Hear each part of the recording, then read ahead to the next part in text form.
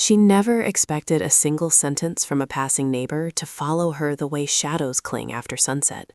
But that's exactly what happened one quiet evening, when a man she barely knew said something so unexpectedly simple, it refused to leave her mind. It began on a calm night when Leora stepped onto her front porch, hoping to clear her thoughts after another long day at work.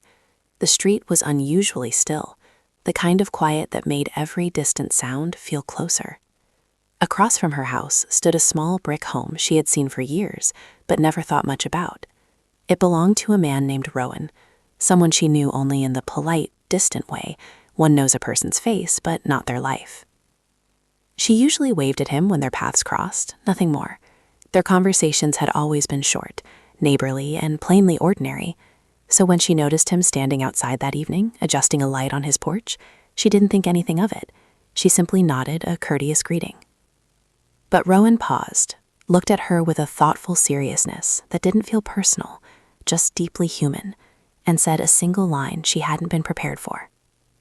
He said very calmly, "You look like someone carrying more than anyone should carry alone." The sentence hit her with a surprising weight, not because of who said it, but because of the truth inside it. She had been struggling lately, quietly, privately, determined to keep everything balanced. Between caring for her aging mother, navigating pressures at work, and managing household responsibilities mostly on her own, she had grown used to overlooking her own exhaustion. She didn't respond at first. She wasn't offended. She wasn't unsettled. She was simply taken aback that a neighbor she barely spoke to had sensed something she had concealed so carefully. Before she could gather her words, Rowan added, "If you ever need someone to check on things for your mother while you're at work, just let me know. My aunt lived with me for years, so I understand how demanding the routine can be." His tone was practical, respectful, and entirely ordinary. No warmth beyond basic kindness, no emotion beyond simple consideration. She thanked him politely, keeping the exchange brief, and went back inside her house. But the line stayed. It stayed while she made tea. It stayed while she folded laundry. It stayed while she lay in bed, staring up at the soft glow of her nightlight. She wasn't troubled by the words. In fact, they made her realize how carefully she had hidden her struggles from everyone, even from herself. She had been so determined not to burden anyone that she hadn't noticed how heavy her days had become. What surprised her most wasn't Rowan's offer. It was that he had noticed something she didn't remember showing.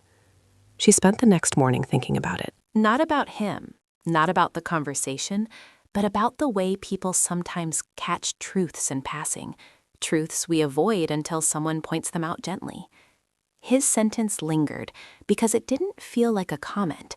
It felt like a mirror. Throughout the day, she moved through her tasks with a sharper awareness of how tired she truly was. She realized she had been telling herself she was fine for so long that she believed it, even when her body disagreed. That night, when she returned home, she sat by the window and watched the lights from across the street.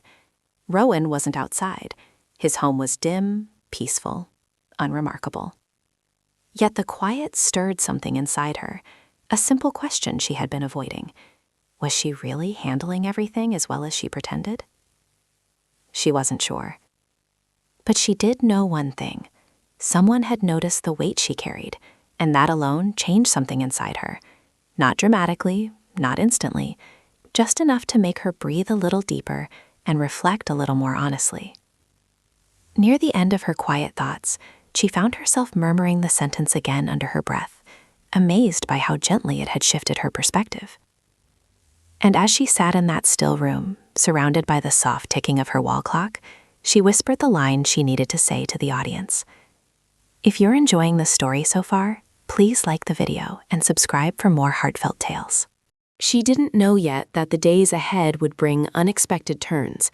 Nothing dangerous, nothing dramatic, but enough to make her see her life differently. And everything would begin with that one simple sentence. She just didn't know how deeply it would matter.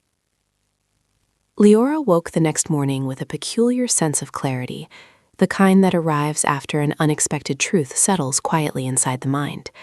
She hadn't gained answers, she hadn't solved anything, but something in her felt lighter, simply because she had finally acknowledged the heaviness she carried.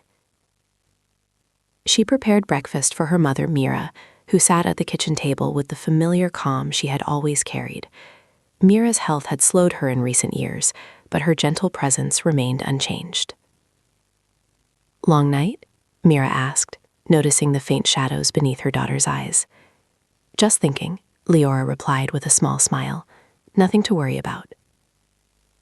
Her mother didn't press further. She never did. Mira had always respected the quiet spaces around her daughter's thoughts.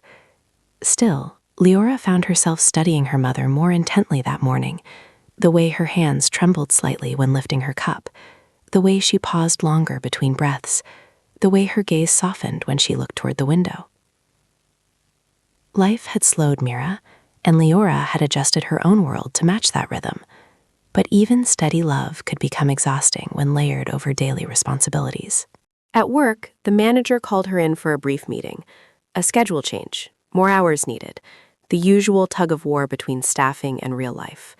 She nodded and accepted it, though the adjustment meant fewer moments to rest and more coordination for her mother's care. On her lunch break, she stepped outside the building to breathe in the cooler air. The world felt heavy again, but this time she wasn't ignoring it. She was watching it, acknowledging it, studying it in a way she hadn't allowed before. When she returned home in the evening, she noticed her mother standing near the living room window, gazing across the street. "I think Rowan stopped by," Mira said, her tone casual. "He asked if you needed help moving the fallen branches in the front yard. I told him you'd decide later." Leora blinked, surprised. "He came all the way over here?" "He knocked, yes," Mira replied. "He was polite, just concerned about you being overloaded." Leora felt a slight warm pressure in her chest. Not emotional closeness, not personal connection, just a deep appreciation for kindness when it appeared unexpectedly. She stepped outside to look at the branches scattered across her lawn. A small tree near her porch had shed more than she realized during the recent windstorm. She had planned to handle it over the weekend, but she understood why Rowan had thought it might help to mention it. Still, she reminded herself that neighborly kindness wasn't a responsibility to accept. She didn't want to trouble anyone. She preferred handling things quietly, even when it wore her down. Later that night, as she sat at her dining table sorting through bills and schedules, her mind drifted again to the sentence Rowan had spoken, not because of who he was, but because of what the words revealed. "You look like someone carrying more than anyone should carry alone." She wasn't emotional about it, not in a dramatic sense. She simply felt seen in a practical, human way. And sometimes being seen, without expectation or interpretation, was enough to shift a person's understanding of themselves.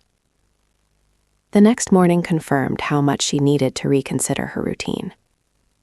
While helping her mother get ready for breakfast, she noticed Mira's steps were slower, her breaths more measured. Mira didn't complain, didn't express discomfort, but the signs were clear. Leora immediately adjusted her plans for the day, preparing her mother's medication and setting her essentials near the living room chair before heading out. As she locked the door, she caught sight of movement across the street. Rowan was in his driveway, arranging bags of groceries before carrying them inside. He gave her a polite nod, nothing more, nothing less, just neighborly acknowledgement. She returned the gesture, then headed to work, keeping her thoughts grounded where they needed to be, on her mother's health, her responsibilities, and the shifting balance in her daily life. But later that week, the balance tipped. It happened on a quiet afternoon when she returned home early to surprise her mother with her favorite soup. She stepped through the front door and immediately felt something off. The house was too quiet. The curtains were untouched, and her mother's knitting basket lay on the floor near the chair. A soft, uneasy chill moved through her. Not fear, not panic, just a sharp awareness that something unexpected had happened. "Mama?" she called gently. No response. She walked deeper into the house, her heartbeat steady but concerned. As she rounded the corner into the hallway, she saw the faintest shadow of movement and realized her mother wasn't where she was supposed to be. And that was when the worry truly began to rise. Leora placed the soup on the kitchen counter and hurried down the hallway, her steps brisk but controlled. She called for her mother again, keeping her voice calm so she wouldn't alarm herself more than necessary. Mira rarely wandered far without leaving a note or calling out. Her routine was steady, reliable, almost predictable. But today the house felt unfamiliar. She checked the bedroom first. Mira's blanket was folded neatly. Her slippers were beside the bed, untouched. The small radio she loved wasn't playing. Next, the bathroom. Empty. Then the back porch. Still quiet. It wasn't fear that filled Leora. It was a deep sense of responsibility tightening inside her chest, reminding her gently but firmly that her mother depended on her, especially now. Just as she moved toward the living room again, she heard a soft sound at the front door. Slow steps, followed by a gentle knock. She opened it quickly. Her mother stood there, wrapped in her shawl, looking slightly embarrassed but unharmed. "I'm sorry, sweetheart," Mira said softly. "I went outside to check the mail and slipped a little on the step. I sat down on the porch to catch my breath. I didn't want to worry you." Relief washed through Leora, calm, steady, not overwhelming. She immediately helped her mother inside, guiding her to sit comfortably on the couch. "You should have called me," Leora said gently. "I know," Mira replied, "but I didn't want to interrupt your work. I'm just slowing down more than I want to admit." Leora knelt beside her, checking her mother's hands and knees. No bruises, no swelling, just tiredness. "I'm here," she said quietly. "Whatever you need, we'll figure it out." The moment wasn't dramatic. It was simple, real, and filled with the familiar truth that caring for someone meant adjusting, even when the shifts were small. As she helped Mira settle and brought her the soup, there was another knock at the door, soft, cautious. When she opened it, Rowan stood on the porch, holding a small bag of groceries. "Sorry for bothering you," he said politely. "I think these got mixed up with my delivery. They're labeled with your address." His tone was neutral, respectful. He kept a comfortable distance, offering the bag without stepping closer. It was an ordinary moment, nothing more. "Thank you," Leora said, taking the bag. Before he could leave, Mira's voice drifted from inside. "Is that Rowan? Invite him to sit for a moment." Leora hesitated only because she didn't want to inconvenience anyone, but Rowan shook his head lightly. "I appreciate it, but I should head back," he said. "I just wanted to return these while they were still fresh." "Thank you," she repeated. He nodded and crossed the street again, his steps easy and unhurried, as if he were simply continuing an ordinary day, and he was. It was nothing more than neighborly courtesy, a simple exchange among people who shared the same street. After closing the door, Leora glanced at her mother. "You're not trying to host guests right now," she said softly. "Oh, I know," Mira replied with a faint smile. "But he seems like someone who grew up around good manners, that's all." Leora sat down beside her, feeling the warmth of normalcy return to the room. The earlier worry had passed, replaced by a quiet understanding that her mother needed more attentive care now. Later that evening, she arranged Mira's medication in a weekly organizer, preparing everything with deliberate care. She updated the emergency contacts on the fridge, checked the expiration dates on supplements, and reorganized the living room so her mother could move more safely. The process wasn't overwhelming. It was grounding, a reminder that love was not measured by ease, but by dedication. When the sun set, she sat with her mother for a long while, listening to stories Mira had told countless times. She didn't mind their repetition. They felt like familiar songs that never fully lost their music. But the next morning, as Leora headed out to work, the wind was stronger than usual. Leaves scattered across the street in restless patterns. Storm clouds gathered in the distance. She paused before locking the door, feeling a faint tug of instinct, an awareness that she needed to check in on her mother more often throughout the day. At lunchtime, she called home, but the line rang without an answer. She tried again. No response. She told herself it was nothing. Maybe Mira was resting. Maybe she left the phone in another room. But as the storm clouds grew heavier, a quiet uneasiness settled inside her. And when her manager allowed her to leave a bit early due to the approaching weather, she hurried home, stepping through the strengthening wind with a growing sense of urgency. As she reached her house, she froze. Her front door was slightly open, just a sliver, but enough to make her heart steady itself for whatever she might find next. The sight of the front door open, just enough to let in a line of cool air, made Leora pause on the porch. She wasn't frightened, she simply felt a surge of alertness, the kind that rises naturally when something is out of place. She pushed the door wider and stepped inside. "Mama?" she called gently, not wanting to startle her mother if she was napping. No answer. The living room was untouched, a blanket neatly folded, a book resting open on the side table. Nothing seemed disturbed. She moved farther inside and found the kitchen empty as well. The house was quiet, not uneasy, not ominous, just still in a way that made her walk with a purpose. "Mama?" she called again, her voice calm but firm. Just then, she heard soft footsteps from the hallway. Her mother appeared, holding a small basket of folded laundry. "Oh," Mira said, startled. "You're home early. The wind pushed the door open. I thought I closed it properly." Relief washed gently through Leora. She had half expected this explanation, and she felt grateful it was nothing more. She walked over and took the basket from her mother's hands. "You don't need to do the laundry today," she said warmly. "I'll handle it." "I had energy," Mira replied with a quiet shrug, "and sitting still makes me feel older than I am." Leora smiled softly. She understood. Mira had always lived with quiet dignity, never asking for more help than she needed, always proud of managing what she could. Leora admired that strength, even when it made her protective instincts rise. She guided her mother to sit on the couch. "Rest for a little while. The weather's turning." Outside, the wind pressed against the windows, building in uneven bursts. The sky darkened quickly, thick clouds gathering as though the evening had arrived early. Leora heated tea and set 2 cups on the table. They sat together for a long while, listening to the growl of the approaching storm. No dramatic words, no heavy conversations, just the quiet companionship that had always shaped their home. When the rain finally arrived, it came with sudden force. Sheets of water raced down the street. Thunder rumbled in long, low waves. The lights flickered once, then steadied. A few minutes later, there was a knock on the door. Firm, quick, as if from someone making rounds. Rowan stood on the porch, rain jacket soaked at the shoulders. He kept a safe distance, careful not to step fully inside. "Apologies for the interruption," he said, speaking above the rainfall. "Some of the trash cans on the street blew over, including the one in front of your house.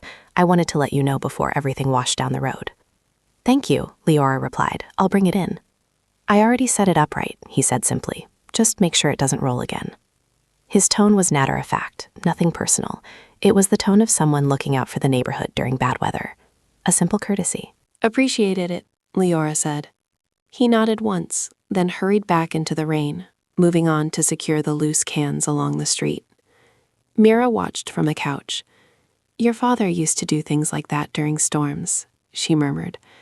"Quiet help, no fuss, just making sure people stayed safe." The comment settled warmly around them. Leora remembered those days well, her father moving through the neighborhood after strong winds, checking fences, returning mail that had blown away, making sure no one's porch lights had gone out.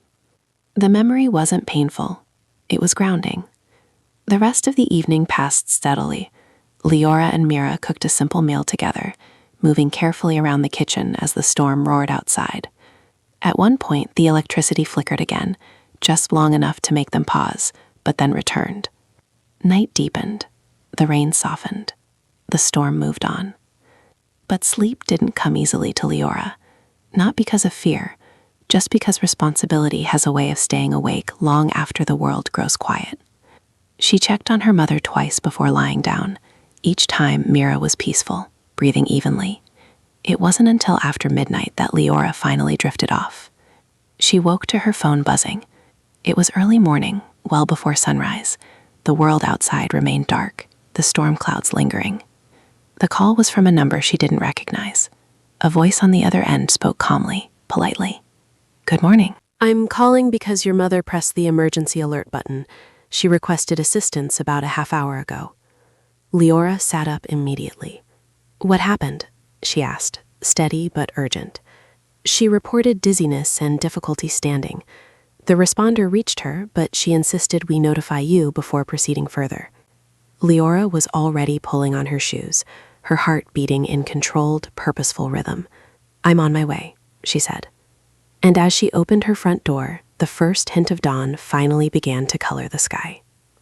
The air outside was cool and damp as Leora hurried toward the small community care center located only a few blocks from home. The storm had left shallow puddles along the road, reflecting the faint, early light that was slowly creeping over the neighborhood. Her steps were brisk, steady, guided more by focus than fear. When she entered the center, a nurse greeted her immediately. "Your mother is in the observation room," she said. "She's stable, just a bit shaken." Those words alone softened the tension that had been sitting on Leora's shoulders. She followed the nurse down a quiet hallway where the lights hummed softly overhead. When they reached the final door, the nurse stepped aside to let her enter. Mira lay on a small bed, a warm blanket pulled to her waist. She looked tired but calm, her eyes brightening the moment she saw her daughter. "There you are," she said gently. Leora pulled a chair beside her. "I came as fast as I could." Mira reached for her hand, giving it a light squeeze. "It wasn't serious. I just felt dizzy." The responder who arrived was kind. He helped me sit down, checked my pulse, and insisted I rest. "That's what they're there for," Leora said with soft reassurance. A staff member entered soon after, a woman with a clipboard, her tone professional. "Your mother experienced a brief drop in blood pressure. It's common in older adults after long days or weather changes. She's stable now. We recommend a follow-up checkup with our primary doctor, but she's well enough to go home in a bit." "Thank you," Leora said. The woman nodded and stepped out. With the door closed, Mira sighed quietly. "I didn't mean to worry you." "You didn't," Leora replied. "I just want to make sure you're okay." Her mother smiled, tired but steady. "You've been carrying so much, my love, more than I realized. I think that's why I pressed the alert button, even though I wasn't in danger. I thought, maybe you shouldn't be doing everything alone." Leora felt the truth of those words settle in her chest. Not heavy, just honest. "I don't mind taking care of you," she said. "I know," Mira answered, "but caring for me shouldn't mean forgetting yourself." They sat in a quiet understanding that needed no deeper explanation. The storm outside had passed, but the days ahead would require better balance, more planning, more support, more willingness to let others help when help was offered. After a short while, they were allowed to leave. Leora guided her mother gently to the car and drove slowly, carefully, listening to the rhythmic hum of the engine as the sky brightened into soft morning gold. When they pulled into their driveway, Leora noticed movement across the street. Rowan was stepping out of his house, tying the drawstring of his hooded jacket as if preparing to inspect the neighborhood after the storm. He paused when he saw the two of them. Not out of concern, not out of personal interest, just natural neighborhood awareness. "Everything okay?" he called from a comfortable distance. "Yes," Leora replied. "Just a precautionary check. She's fine." "Good to hear," Rowan said with a nod. "If the storm knocked anything loose on your side, let me know. I'm checking fences and gutters up the block." "Thank you," she said simply. He continued on his way, and Leora helped her mother into the house. Nothing about the interaction lingered. It was the same neutral, neighborly support he had shown before, steady, polite, and without deeper meaning. Inside, she settled Mira on the couch with a blanket and her morning tea. As she prepared breakfast, she felt a shift within herself. Not dramatic, not overwhelming, just a quiet acceptance that she needed to rebuild her routine with more intention, more balance, and fewer silent burdens. Later in the day, she found a moment to step onto her porch. The sunlight was warm against her face. The road looked peaceful again, washed clean by the storm. And without meaning to, she whispered the line that had started it all. "You look like someone carrying more than anyone should carry alone." She understood now why the sentence had stayed with her. It wasn't about who said it. It wasn't about the moment itself. It was about the truth inside it, about recognizing her own humanity, her limits, and her need for support. She wasn't alone, not really. She had her mother, she had her memories, she lived in a neighborhood where people looked out for one another, in simple, ordinary ways. And she finally understood that strength didn't mean holding everything quietly. Sometimes, strength meant allowing life to be shared, even in small, practical pieces. As the wind carried the soft scent of fresh rain through the air, she felt something she hadn't felt in a long time: ease, gentle and steady. The story that began with a sentence now ended with a new resolve. She would carry what was hers to carry, and she would allow the rest to be lighter.